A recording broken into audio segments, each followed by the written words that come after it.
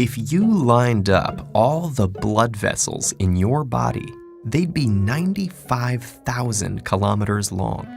And every day, they carry the equivalent of over 7,500 liters of blood, though that's actually the same 4 or 5 liters recycled over and over, delivering oxygen and precious nutrients like glucose and amino acids to the body's tissues. All that blood exerts a force on the muscular walls of the blood vessels. That force is called blood pressure, and it rises and falls with the phases of the heartbeat. It's highest during systole, when the heart contracts to force blood through the arteries. This is your systolic blood pressure. When the heart is at rest between beats, blood pressure falls to its lowest value, the diastolic pressure. A typical healthy individual produces a systolic pressure between 90 and 120 millimeters of mercury, and diastolic pressure between 60 and 80. Taken together, a normal reading is a bit less than 120/80. The blood traverses the landscape of the body through the pipes of the circulatory system. In any plumbing system, several things can increase the force on the walls of the pipes: the properties of the fluid, extra fluid, or narrower pipes. So if the blood thickens, a higher pressure is needed to push it, so the heart will pump harder. A high salt diet will lead to a similar result. The salt promotes water retention, and the extra fluid increases the blood volume and blood pressure. And stress, like the fight or flight response, releases hormones like epinephrine and norepinephrine that constrict key vessels, increasing the resistance to flow and raising the pressure upstream.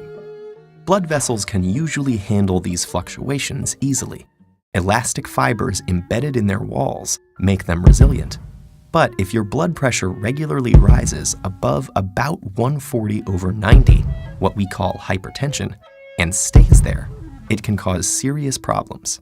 That's because the extra strain on the arterial wall can produce small tears. When the injured tissue swells up, substances that respond to the inflammation, like white blood cells, collect around the tears. Fat and cholesterol floating in the blood latch on too, eventually building up to form a plaque that stiffens and thickens the inner arterial wall. This condition is called atherosclerosis, and it can have dangerous consequences. If the plaque ruptures, a blood clot forms on top of the tear, clogging the already narrowed pipe. If the clot is big enough, it can completely block the flow of oxygen and nutrients to cells downstream. In vessels that feed the heart, that will cause a heart attack when oxygen-deprived cardiac muscle cells start to die. If the clot cuts off blood flow to the brain, it causes a stroke. Dangerously clogged blood vessels can be widened by a procedure called an angioplasty.